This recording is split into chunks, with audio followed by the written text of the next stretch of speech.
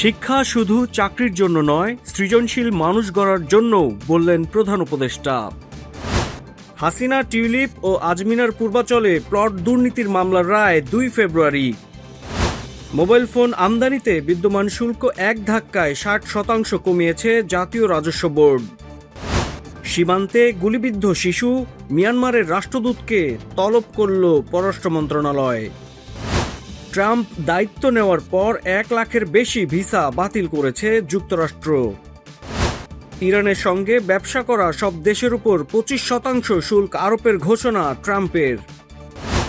16 satellite নিয়ে ছিটকে পড়েছে ভারতীয় রকেট। এবং প্রথমবারের মতো মেয়েদের একাডেমি চ্যাম্পিয়নশিপ করতে যাচ্ছে বাফুফে।